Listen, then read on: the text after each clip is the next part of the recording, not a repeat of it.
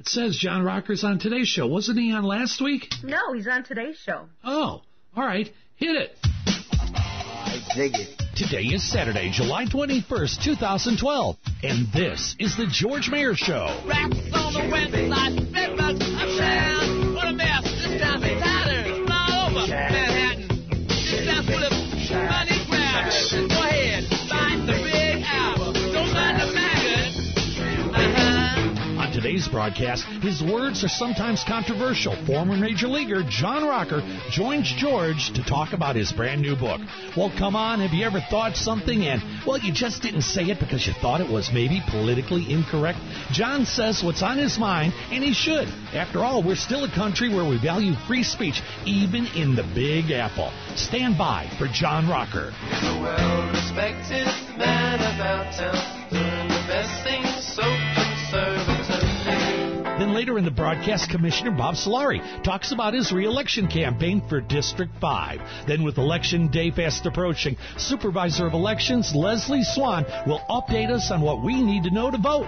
Opinions expressed are those of George and his guests and do not reflect those of WTTV, its management, or its sponsors. Listen online and on your smartphone at GeorgeMayerShow.com. Now, ladies and gentlemen, the mics are hot. John Rocker's on the mound, and George is ready to play ball. Here's your host, George Mayer.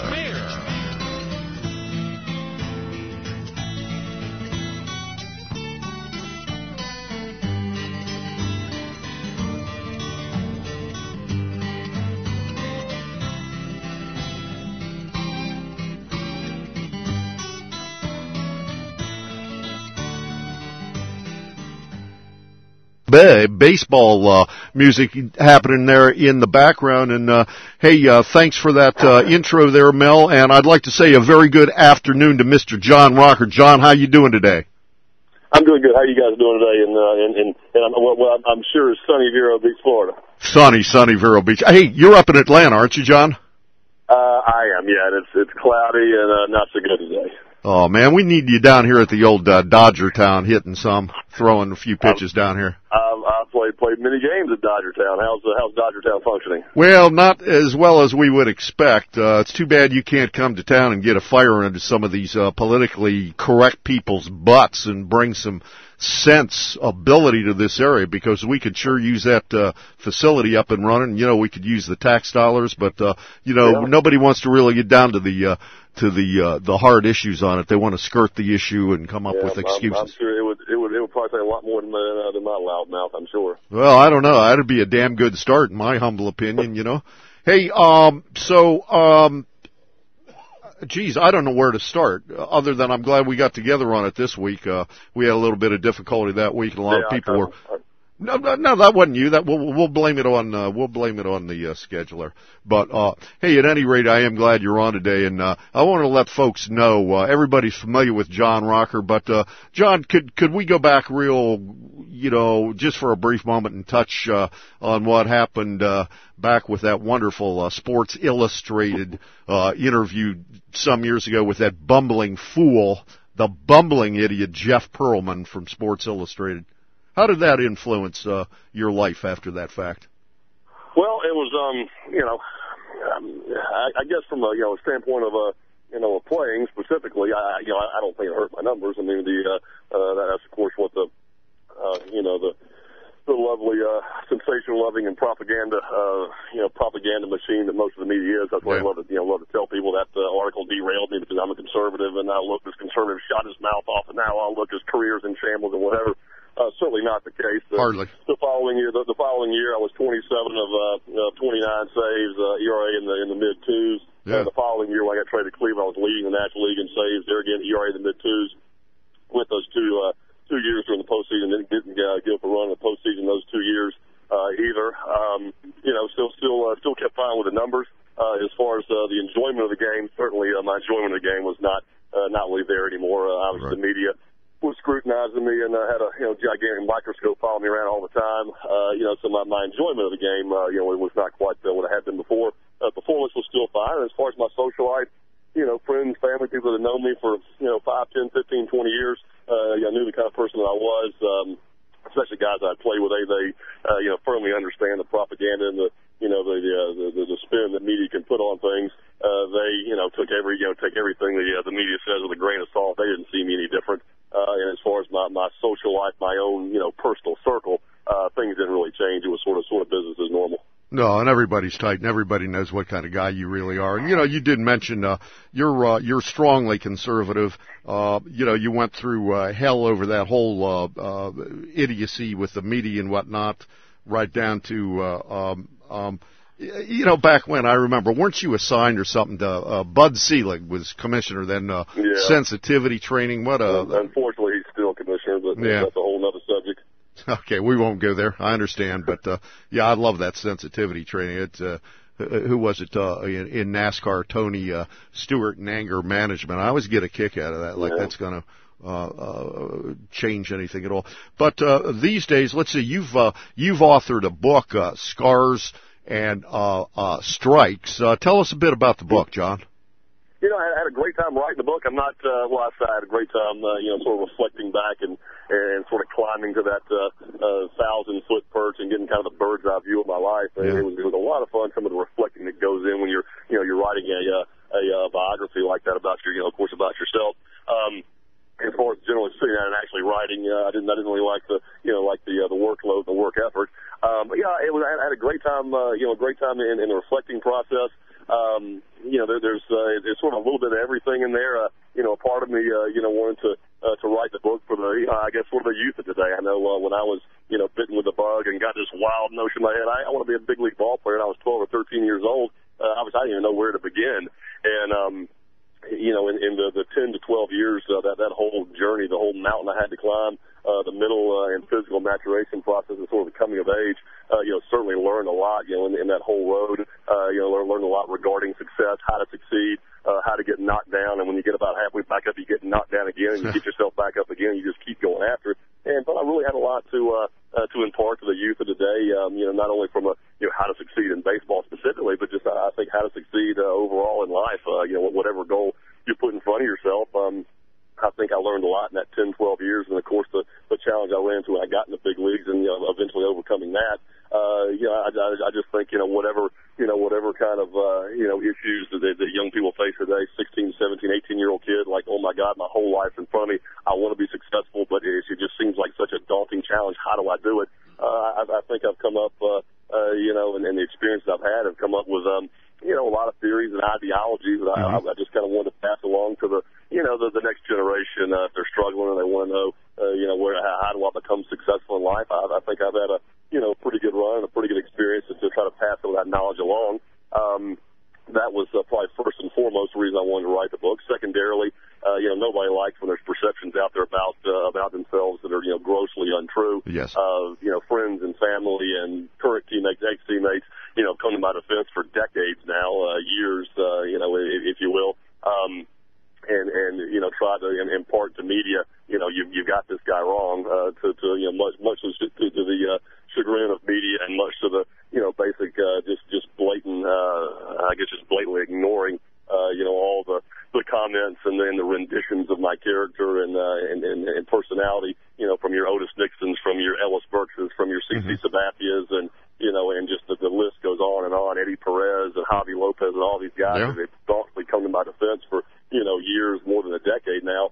But media just wasn't having anything of it. And it's kind of bothered me over the years. I think there's about 3 labels out there, maybe actually about 4 labels out there that you don't want to get stamped on your back. First is murderer, second is pedophile, third is rapist, and fourth is probably bigot.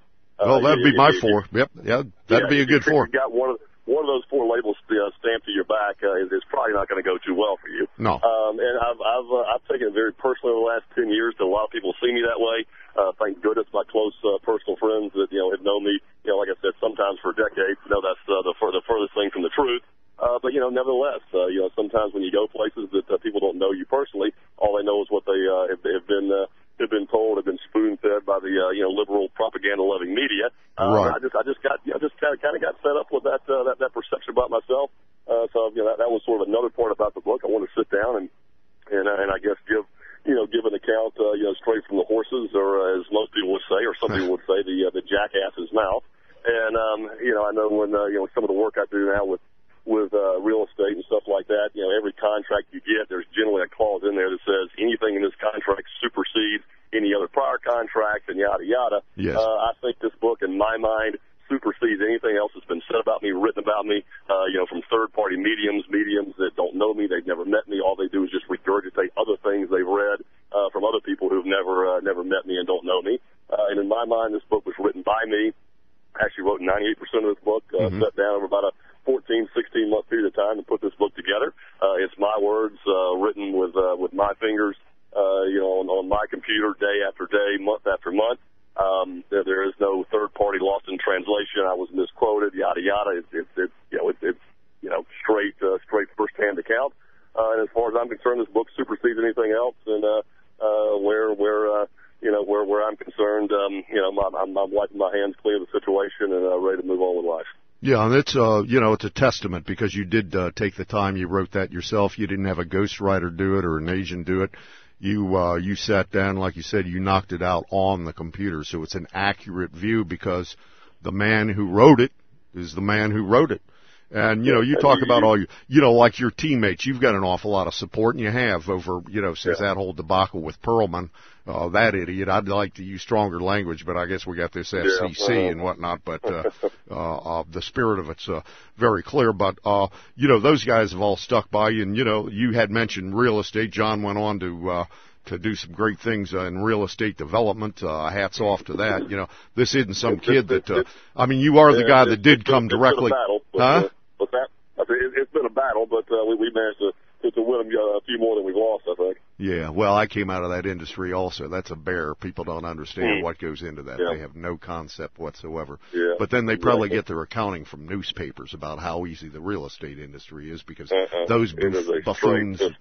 Yeah, they've never experienced real life. And, in your book, too, I think it's interesting because a lot of people don't know you made the transition right out of high school into Major League Baseball, which doesn't happen to too many high school kids.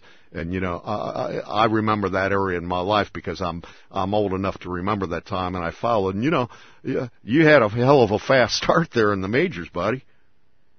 Not too bad, actually. Not too bad. My first 2 or 3 years, I'm in the National League Championship every year, World Series my second year, and obviously playing alongside some legendary names, the Maddoxes and the Glavins and the Smoltz and the Chipper Joneses and the Andres Galarragas and those guys. It was actually a dream come true for me. I grew up in Macon, Georgia, about an hour and 20 minutes south of Atlanta. Used to go to the games back in the Dale Murphy and Claudel Washington, Chris Chambliss days, Joe Torre days when there'd be 8,000 people, 6,000 people in the stands. You could walk up and get you a $5 ticket 4 minutes before first pitch, walking in and sit 8 rows behind the dugout. But it sure was a nice thing to play I guess for the hometown team. Yeah, absolutely. And, you did go to the World Series, and, I got to tell you this, I spent a large portion of my life in Cleveland, so the Indians, I love the Indians, but, I love them more than the Cleveland Browns. Let's put it that way. But I played Cleveland 1 year ago. Cleveland's a great town. Loved it. Yeah, it's a good town there. It's a good, blue collar, real people type of town. I always enjoy that and miss it sometimes up there. Well, in the meantime, let's see. In addition to the book, you're now writing a column for World Net Daily. And, last week when we were going to hook up and didn't, I happened to be on the internet and I was looking around. We have the USDA, the U.S. Department of Agriculture, pumping out infomercials in Spanish, letting our illegals and others know how to acquire food stamps and urging them to tell a friend to get the food stamps, and these things are done in Spanish. I haven't heard them in English, and folks that are watching this broadcast on the internet right now, John, we took the liberty of putting your picture up with one of your Speak English T-shirts, and let's talk about that for a minute, because I'm really PO'd about this whole language barrier and what we're going through in this country. Yeah, and it's in my Speak English campaign. The title Speak English is more just kind of a catchphrase, sort of a snappy little eye-catching phrase to use for it. It's mainly a campaign to encourage assimilation, and also to encourage the American people to be proud of our culture, be proud of our heritage, promote our culture, promote our heritage, not be ashamed of it. I think a lot of the libs, the American hating, U.S. hating libs, and lefties out there that they blame America first. Party are kind of ashamed of the American Party, kind of ashamed of the American heritage, and don't want to stand up for it, don't want to fight for it, and don't want to promote it. My quote Speak English campaign about assimilation, like I said, it's got two parts. First and foremost, it's encouraging the newly arrived immigrant to come over here and assimilate to our culture, assimilate and immerse themselves into the fabric of America. When people come over here, they come over here one basic reason: they want to prosper, they want to have opportunity, they want to benefit from everything that America can offer, everything America can afford. The only real way you can truly grasp that and truly make all those things your own and get all the benefit that America has to offer, and which is the reason you came over here, is to assimilate yourself. Absolutely. I know I had a good conversation with a gentleman from the Bronx on his radio show about a week and a half ago. Actually, a very, very favorable conversation it was. When we were talking about this very thing, and he was kind of tipping his hat to the newly arrived immigrants that had come to New York. He's like, some of these guys, they're working 3 and 4 jobs just to put food on the table, just keep the lights on. I'm like, well, let me stop you for a sec. I appreciate all that, but that's not the American dream. You walk away from your family, walk away from your friends, walk away from the culture that you've grown up in, the country that I would say most people, no matter how bad the country they grew up in or whatever, they still have some bit of patriotism for their homeland, for their place of birth. You give all that up, you leave it all behind to come to America. You don't come here so you can dig ditches till you're 70 years old. That's not why you came here. And if that's all you're going to do, you're really wasting a very, very valuable opportunity. You're grossly selling yourself short. But if you don't assimilate yourself, the most basic way of doing that is learning the language, hence speak English. If you don't assimilate yourself, that's what you're going to be doing. You're going to be changing dirty hotel sheets, working in a hot kitchen, maybe doing all of the above until you eventually just drop dead one day. That's not the American dream. That's not why you came here. And so I don't understand how that. I have this conversation with libs and Dems and lefties all the time, and they immediately in the first that's bigoted, that's racist. How so? I mean, how the hell is that? How's that bigoted or racist? I don't know. You sound very motivational. In fact, I'm sitting here going, man, this guy's a hell of a motivator. That's how America. Obviously, that's how America has become the greatest country that this planet has ever known. Is on the backs of immigrants who have come here, who have assimilated, who have built this country, block by block by block by block. And now we're the greatest society to grace this planet. And now we want to flip the switch. We want to change the play now. It's not going to work.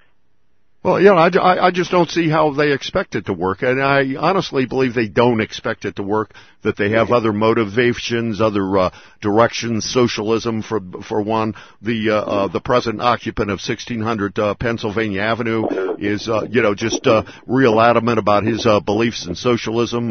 He can't come up with an identity on his nationality, etc. No, let's not even go there today, but, it just seems to me...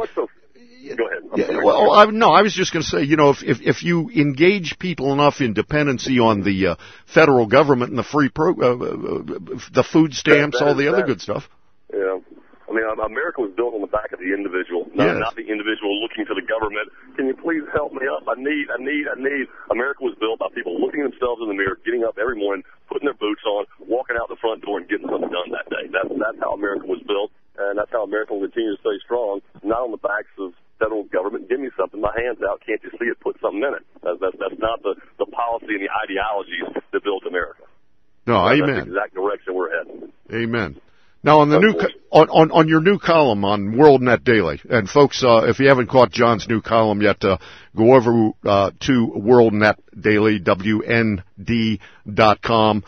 They've got a lot of interesting things over there, including books, etc. And but check out John's new column. Now, what are you gonna be doing this? I believe it's every Tuesday, is it not, John? Every Tuesday. Yep. I'm actually going to write a friendly column this week. I'm not going to be pointing the dirty and the stick at anybody. I'm actually going to write a nice column. It's going to be kind of a feel good column, which is maybe a new angle for me. I'm not going to be hanging a bunch of excrement on people to try to use I guess a not quite so offensive word, but usually most of these columns are wagging your finger at somebody. I'm going to do a nice one this week. I think kind of a feel good piece.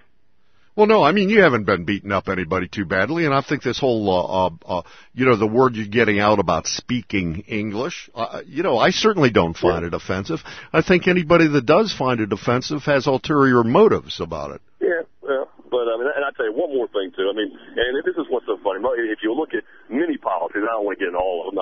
There's probably a good half a dozen that come to mind right now. Well, we could do 24 hours on this stuff, you know. It's really funny. The libs and the lefties, they so staunchly promote one thing. Right. And it's so funny how in promotion of one thing, another situation will arise that directly comes in conflict with what they've been promoting. So you've got, the libs, the lefties, that they were the ones who started the whole desegregation process, obviously, and which was incredible. 60s, 50s, 60s, 70s, the whole desegregation process, which was absolutely the right call. I mean, absolutely, tremendous people involved in that whole movement, and hats off to them. If I'd been in Selma, Alabama back in 1968, I'd been marching right along with them. Amen, brother. Amen. Okay, so they're all about desegregation, unity, everything else. So now you come to this day and age, basically promoting unassimilation. No speak English. Let's have 15 different languages spoken, in a, not obviously majority, but in a large minority in this country, whether it's some Pacific Rim language, whether it's Spanish, whether it's French, whether it's whatever. Let's have all kinds of different languages. As you encourage unassimilation, you basically encourage segregation. Because if you can't learn the language, if you don't want to assimilate yourself, if you don't want to weave yourself in the fabric of this country, if you don't want to become a part of this country, who are you going to be around? You're going to be around like-minded people, like-cultured people, like-languaged people, and you're going to segregate yourself in little pockets in whatever city you live in. You're going to make your own little community that's going to drastically and strongly resemble the community that you left 2,000, 3,000, 5,000 miles away in your home country. You basically come over to America, you recreate that culture and community that you left behind, and you segregate yourself from America at large. Thereby, segregation has basically reemerged.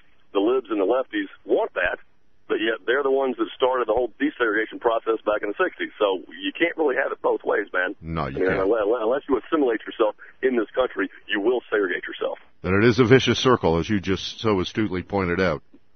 Yeah. Very much so. Hey, how are you doing on time? I know you got some other things to do today, but I'm actually just about out of time. I'm running up against a you don't need to explain. 2:30 actually. Hey, no, you've been real generous with your time. Hey, John, can we do this again real soon? Absolutely. I want to. You got the number? Yeah, I do. Just an invitation away. Hey, good deal, man. I really appreciate it, and I'll be up in Atlanta next week. In fact, got to fly up there and see a young lady that flies for Delta Airlines. So I like your town for a lot of reasons, man. Hey, listen, I want to thank you once again. Bring a sweat towel with you.